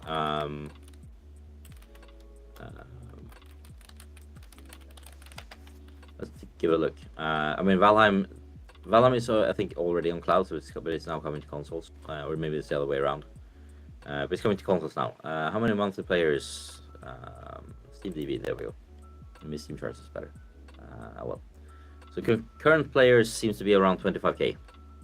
That's Valheim. decent enough, yeah. Yeah, 30,000 people playing it right now, which is way more than a lot of other games. So yeah, no, but it's also a really good game.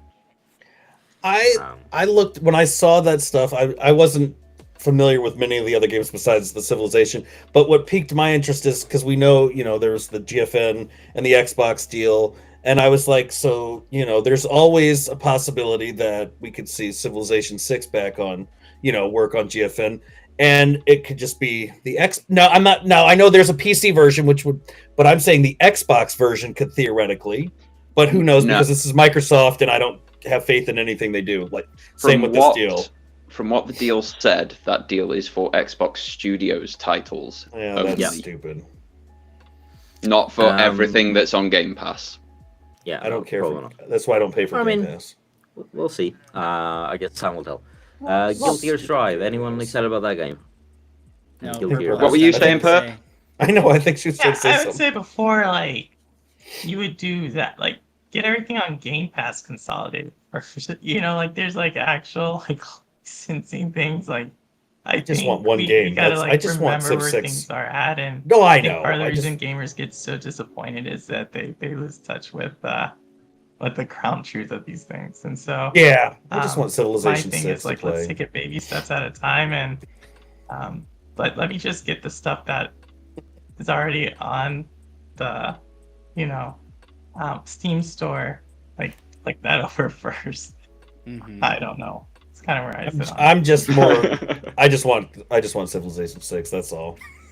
That's all. And I Yeah, just I want- mean, I just want y'all to know, like, for some reason that's not coming through, so I have to continually look at my screen for captions to see what he says. So that's why if you see me, like, I have to like pause because there's like a delay. Is there really? So I apologize. Just go away, That's- Matt. We don't, what we're saying here is we Yeah, don't want you I can't anymore. Go away. believe that you're doing that much work to listen to what he's saying. That's. I know. that's yeah, more than that is- everyone else combined. That's more than literally the entire cloud gaming community does. Man, I'm impressed. That's definitely more the old kids, though. This is why Perp is different to the rest of us. This is why she's special. Yeah. Yeah, definitely. On that note, guys, I'm going to have to dip, I'm sorry to say. Yeah, no worries, man. Oh, Thank yeah. you so for much having me. Dorian. Always a pleasure. And I will see you in whenever I'm next around. Yeah. Falling out of frame. Bye, guys. Yeah, cheers for joining us. Okay, that maybe I fixed it.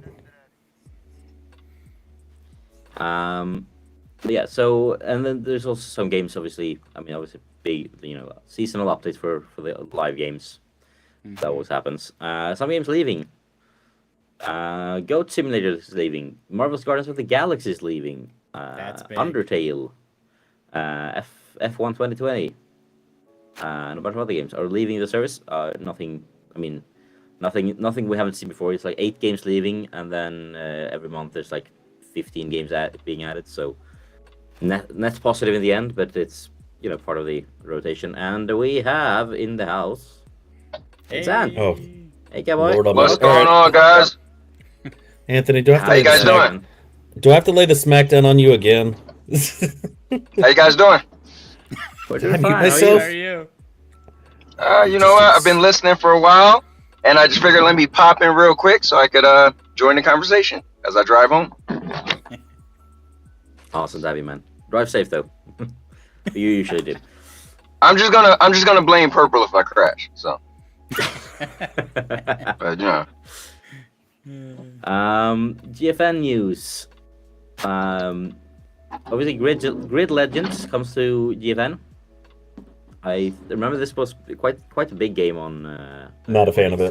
On Stadia when it's Not a when that fan. was a thing, but it's not. I mean, it's a racing game. I don't play that many racing games.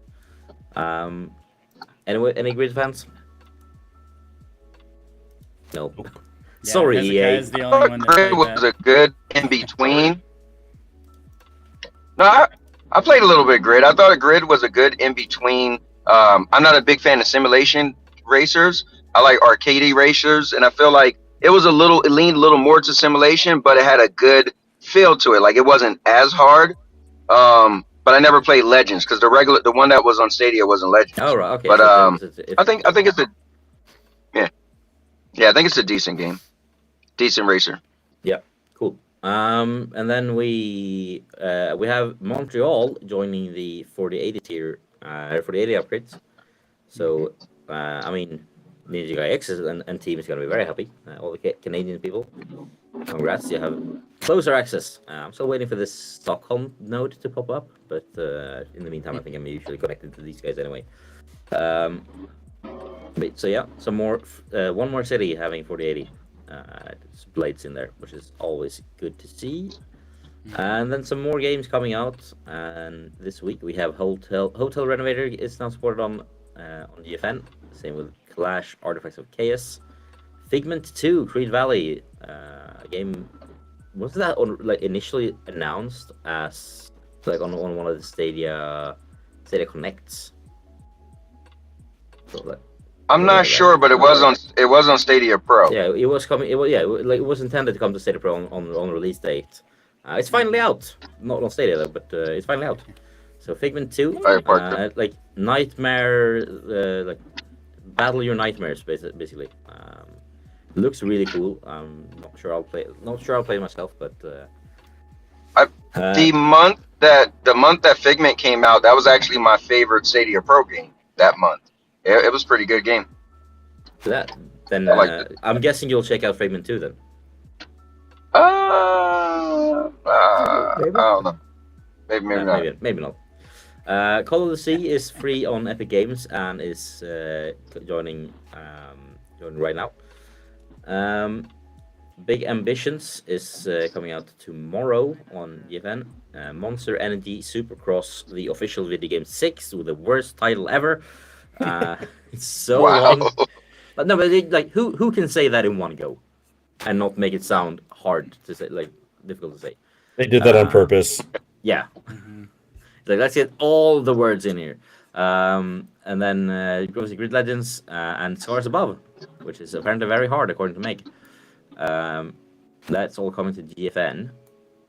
And there was also a story that I haven't added to the show notes, so I don't have it up here now, but we'll get to it. No Microsoft Games update from GFN. No, I think. I mean, it's. No, we don't have any updates so far. I think we're going to get updates. I mean, soon. It's one of those. They did say the deal came together a few days before the announcement was made. So obviously it's gonna be. It's gonna be a while before we see it. Because I mean, I don't know how their onboarding works. I suspect that DFN onboarding works kind of like they take a game, they look which VM, what specs on the VM do we need for this, so that they can keep the costs down. and then I suppose they No. will then pick, design the VM for each game, and that's part of the onboarding. So that's why it takes time.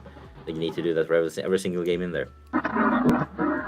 And I guess that's why they specified Microsoft PC games, Yeah, right?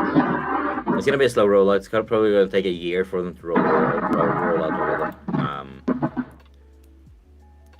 So yeah, and I think as a final story, unless someone has found something fun that we should bring up, Epic Games will now let developers self-publish to the Epic Games Store after. So the self-publishing tools are finally here. So we'll see Pixelmancer. Yeah. Yeah, that let's, Jim, get it on there. I know. Come on, Jim. I want it everywhere. Yeah. So how do you think this will affect things? Obviously, like the revenue share model, that Epic takes less of a commission, only 12%, instead of the Valve's 30. Do you think this will bring a lot of indie devs over? I think so, but I want to hear Perp. Definitely. Yeah, for sure. I think that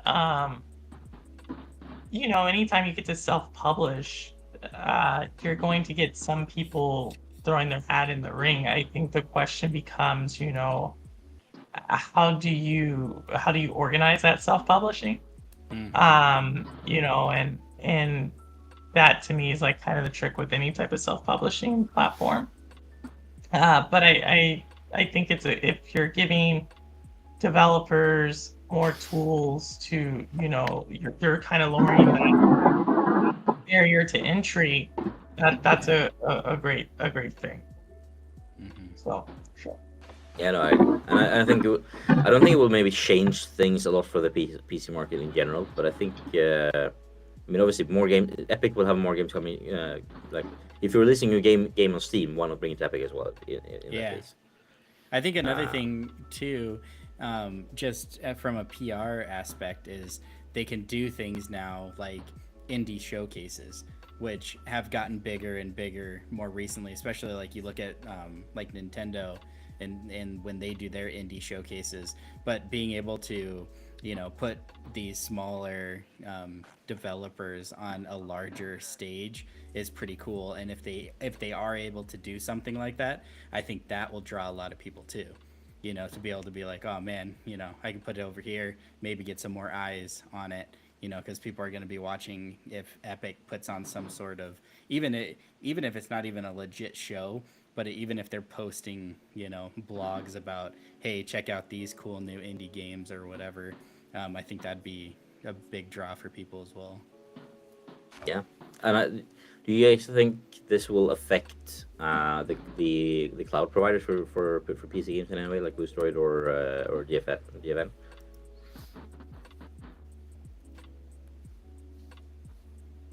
Might get more games on there. I mean, GFN clearly works well with Epic. I mean, I think you have to, when you think about cloud providing, who's paying for the cloud?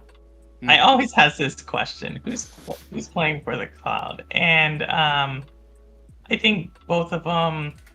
That knows how I feel about Boostroid, but both of them. I know, that's why I was waiting for the response. They're different objectives, and So, do I think it's gonna have a big impact for indie devs to be in the cloud? Like, it's kind of the same question right now. Unless it's a very big indie game, you probably won't see it in the cloud. That's just the nature, or maybe you will, but again, I'm not sure. I think cloud is still being figured out, to be very frank. So yeah, I mean, I can see myself using. I mean, I would say Shadow is probably cheating in terms of cloud. I will, like, I can see myself picking up some indie games that wouldn't be on there otherwise, and playing them through Shadow on the cloud. But that's cheating, because that's just a PC. No, I think I mean it would be interesting if we could see if one of the cloud platforms would go down the self-publishing route, like you can add your game to cloud yourself. But I don't think we're there yet. And to say it's like, yeah, who's gonna pay for it? That's a good question. Mm-hmm. But hopefully we can get there. We lost Cowboy and we lost Vet. I think Cowboy might be going through that. I know there's like this one town whenever he goes through that on his way home, he always drops from the from the show. His connection is too bad. But yeah, I think we managed to go through all the news. I don't have anything else fun that I've found. So yeah, I think let's start wrapping it up. Purple, why don't you go first? What's happening with you over the next couple of days? Well, later today, I am doing a interview with Bryant, formerly from the Nerf, or I guess from the channel formerly known as the Nerf Report. It's going to be at 9 p.m. Eastern. Usually I do it at 8 p.m. Eastern, so really looking forward to dive into that. And then I am still continuing my journey on the Query on Sundays. It's a pretty rowdy crowd. We talk about basically everything and anything and everything. I just want to put this out. Like my game streaming isn't really about the game. It's more about the community. It's like talk in the communities in the background, and so and that's what goes on. We have conversations, whether it's about gaming, social issues, or whatever. And unfortunately, some people die in the background. So that's what I have going on this Sunday. Mm-hmm. Ant, what about you? What's happening over at the Cowboy Den?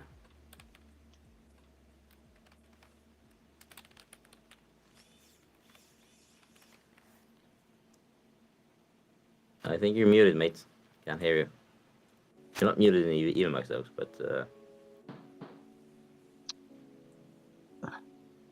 see if we can. No audio yourself? No. Just give him the boot. He'll. Bet, while we're waiting for Cowboy to get his audio back up, Bet, what's happening for you next?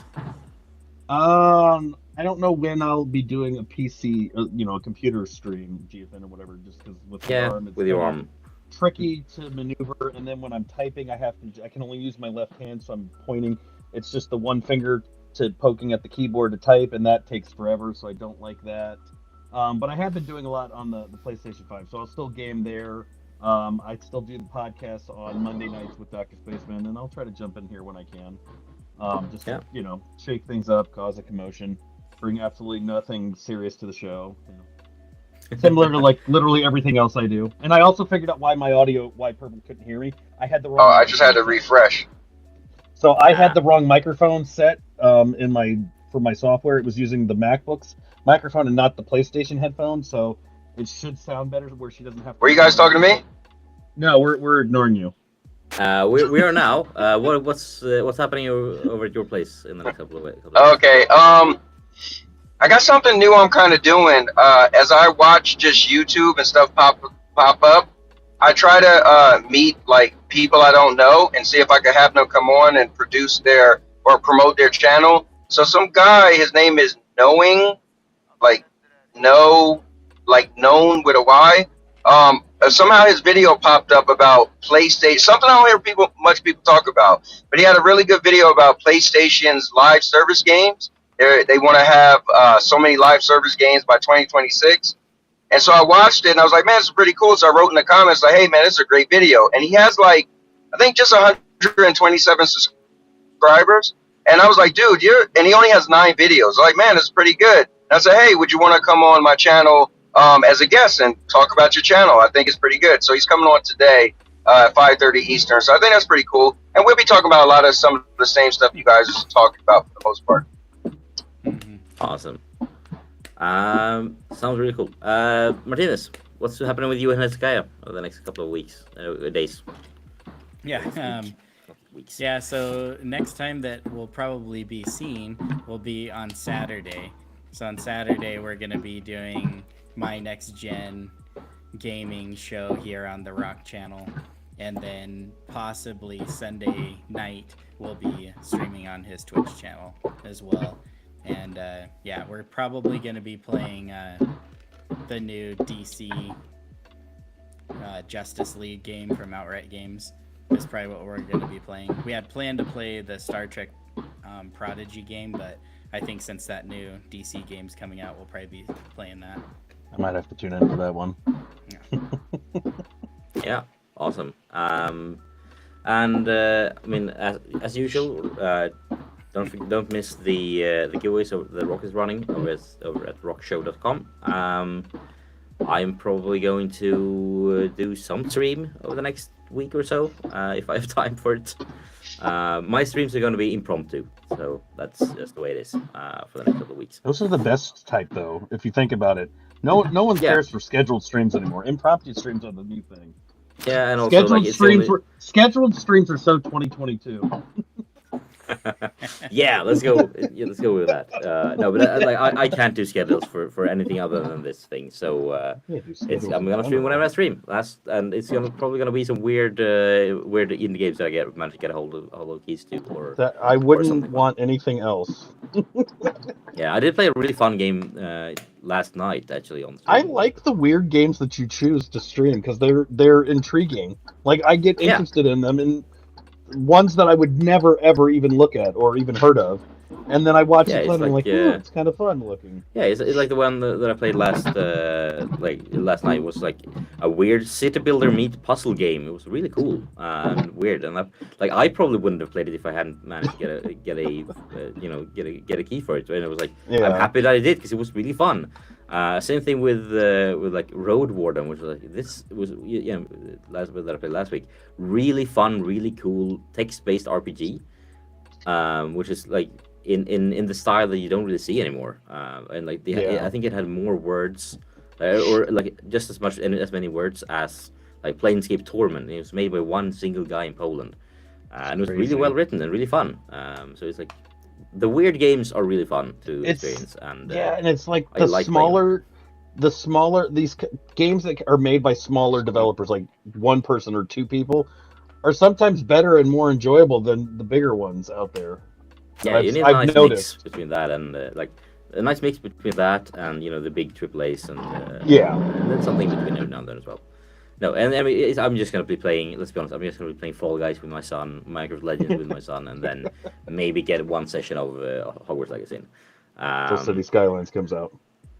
Yeah, but that's later this year, so I'm probably good for a couple of months. That thing is going to eat my time up, just as it will with Gem. Yeah. We won't even hear from Gem. We'll have to put up the search parties for him. There will be no updates to Pixelmancer for like 6 months after the Skylines 2 releases. You heard it here first. That's going to happen. I know it. Also, by the way, you should totally check out the finals. I think especially UVET will probably like that. The new free-to-play game from Embark Studios, which is probably the studio that I'm most excited about in the world right now because they have some really cool tech stuff going on, like behind-the-scenes stuff that I really, really enjoy hearing about.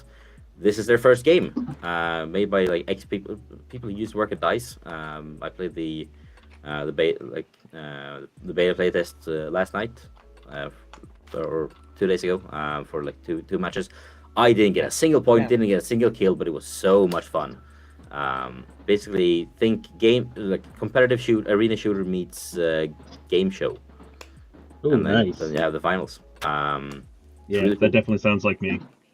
And graphically, it looks amazing. It's like graphically, it's on par with the best things out of the late DICE. Nice. Sounds like Death Carnival. Yeah, but instead it's a first-person shooter, arena-based. Really cool. Coming out later this year. Same studio, Arc Raiders. Yeah, so, also looks so cool.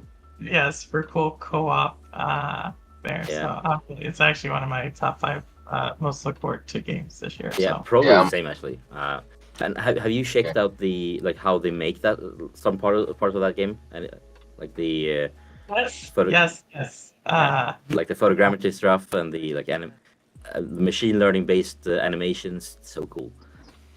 Using Google Cloud technology. So yeah, and they run everything on Google Cloud, right? They do. Every single thing is running on Google Cloud within that company. It's everything that I've seen from behind the scenes from them. It's just bonkers, crazy cool. So I'm gonna be excited for anything they release, even though I'm so bad at arena shooters. I tried out. I just tweeted this to one of the developers over there. Like, congrats on the launch, because it's a really cool game. I love the game already. I'm so bad at it. I'm never gonna get a single kill in any of the matches I ever play. But I still like it, and that's how you know you've done something good. So yeah, try that out for sure. It's gonna be free to play when it releases as well. But guys, we made it. We did it. Show done. Let's roll the outro. See you next week. Yeah.